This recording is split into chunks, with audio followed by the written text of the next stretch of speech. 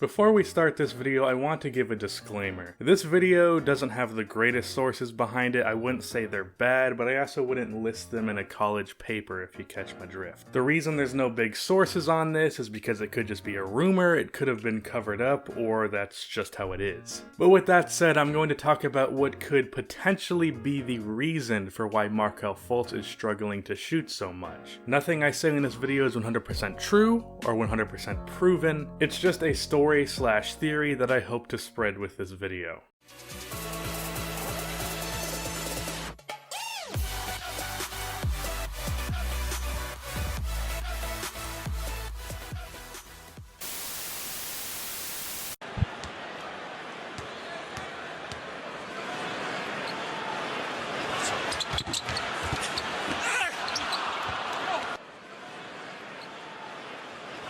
What the fuck?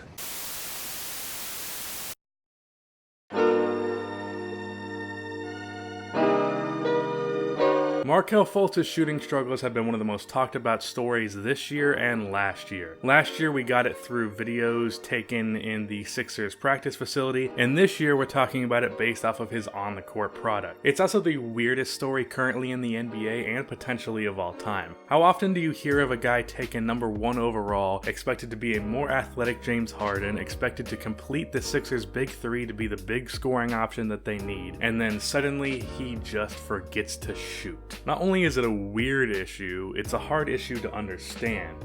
Like, we've heard of players coming out of college and their jump shot doesn't look as good as it did in college. Take Lonzo Ball, for example. In college, he shot 5.4 three-point attempts per game for UCLA and shot 41.2% on those 5 attempts. But that's college. To the NBA, Lonzo struggled from 3 in the summer league, and obviously he's struggling now. But immediately in the summer league, he shot 24% from 3 on 7 attempts per game, immediately exposing that his jump shot looked way better in college than it actually was. But when Markelle Fultz played in the summer league, not only did he shoot well from 3, 37.5% on 5.4 attempts per game, but his shot also looked fluid and he looked very confident taking it. Then comes this practice video that was leaked on September 28th, 2017. Suddenly Markelle Fultz's free throw routine had changed significantly and his jump shot overall had changed significantly. This was in between the summer league and the preseason. He shot terribly in the preseason, shooting 12.5% from 3, though it was on a small sample size with only 8 3-pointers taken in the 6 preseason games. In the first 4 games of the season that Fultz played, he did not attempt a single 3-pointer, and in the last 9 games that he played, he only attempted 1 3-pointer, which missed. Earlier in the year, right after Markelle played the first 4 games of the season, Fultz's agent came out to say that Fultz, quote, literally cannot rise up his arms to shoot a basketball because he had fluid drained out of the back of his shoulder, which his agent later corrected the same day, saying that Fultz actually had a cortisone shot in his shoulder instead of having fluid drained. That's not important, but what is important is that his agent also said that Fultz played through the shoulder injury that he had in the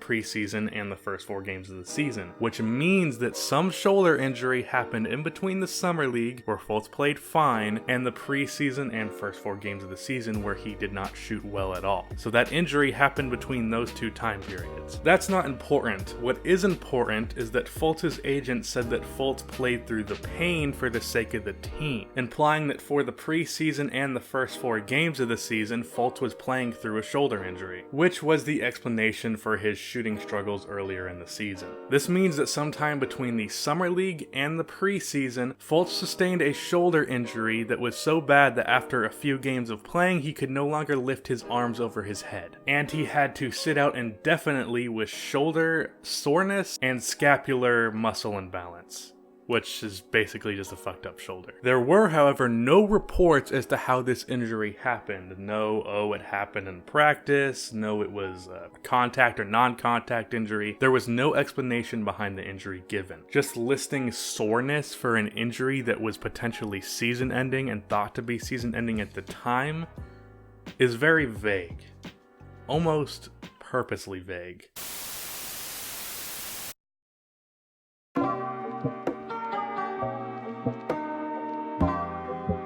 See, the general consensus with the secrecy and the confusion within the Sixers organization regarding Fultz's shooting is that everyone in the Sixers staff has no idea what's going on, and they're essentially all working under the dog in a house fire meme. Now the reason, well, possibly the reason, because I'd like to emphasize that this is a rumor with no strong source to back it. The potential reason for how Markelle forgot to shoot, how he got his shoulder injury, and why no one in the Sixers organization has any idea what's going on is because in between the Summer League and the preseason, Markelle Fultz got into a motorcycle accident, and him and his agent tried to cover it up.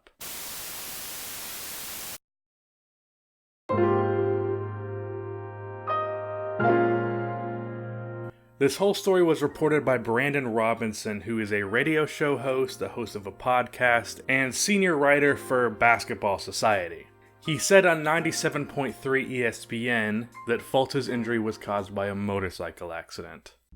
Markelle Fultz is dealing with the fact that he actually has to produce.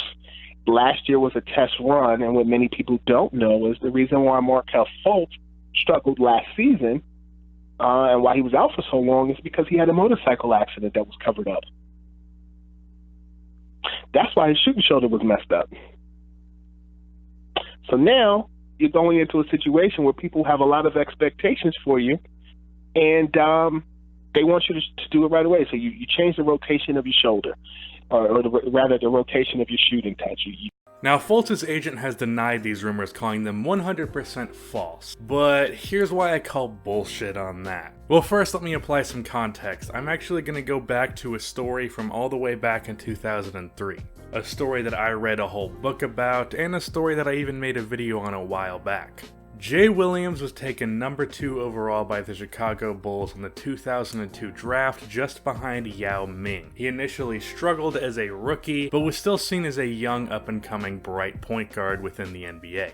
Until, in the summer of 2003, Williams was in a motorcycle accident that crippled him for over a year. The injury ruined his knee so bad that his speed, that he heavily relied on, was no longer in his arsenal. He made many attempts to come back to the NBA, and even though he had a brief stint with the Nets, it was clear that he was just too slow to be an elite point guard it was thought that he could be. So Jay had to retire and become a TV analyst. So Jay Williams had his career absolutely ruined by a motorcycle accident. Now obviously for Fultz, if this story is indeed true, he got off a lot easier than Jay Williams did.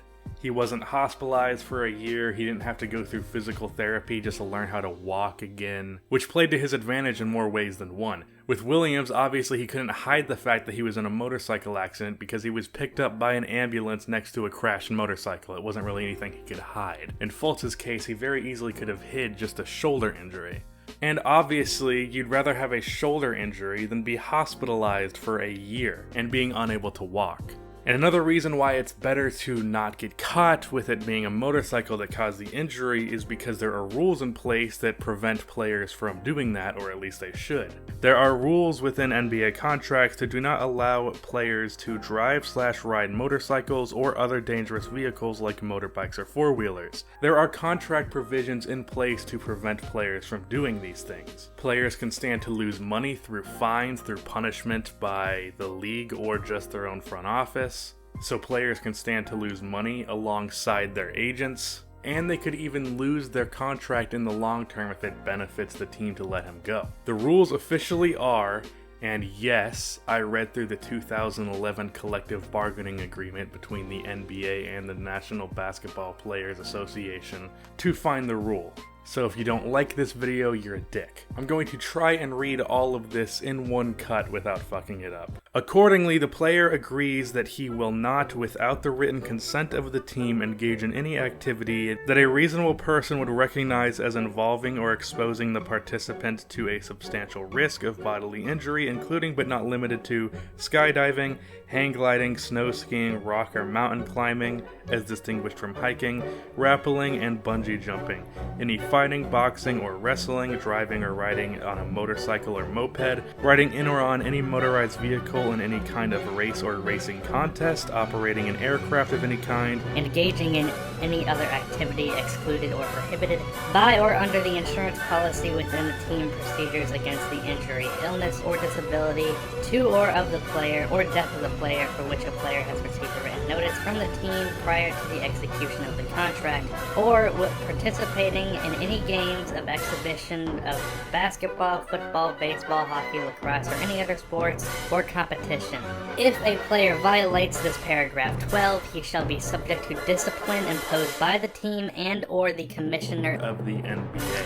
Fultz could stand to be suspended, lose a lot of money through a fine, potentially have his contract renegotiated to lose a lot of money that way, or just have it completely void if the Sixers in the future felt the need to let him go. And his agent, who gets a solid chunk of Fultz's contract, would also stand to lose money. Most agents make about 5% of players' salaries for their services. So by the time Fultz is ready to move on to his second contract, if that day ever comes, because we don't know that it will, Fultz's agent will have made $1.25 million from Fultz. If it gets out that Fultz's injury was due to a motorcycle accident, he could stand to lose a lot of money. So if Fultz actually did get injured this way and Fultz told him about it, of course he would say that the story is 100% false, because he could stand to lose money if he didn't do that. And as for what this means for Fultz long term, based off of many reports, Fultz was given a clean bill of health, but his shooting coach did say that he is still unhealthy before being fired by Fultz. So it's up in the air, but at the very least, if this story is true, we are over a year removed from the incident and things are no better. So either Fultz just isn't getting the proper rehab right now, he just went to see a new specialist, isn't going to be away from the team for a while, either he's getting improper rehab, or this is something that is going to be there for the rest of his career, because there are plenty of injuries like that that are just stuck with you. So his injury could be lingering. I truly hope it doesn't come to that. Fultz was one of my favorite players coming out of college, and I actually wanted my Bulls to trade Jimmy Butler for the first pick to draft him. Obviously now I'm glad that that did not happen, but you have to root for the guy.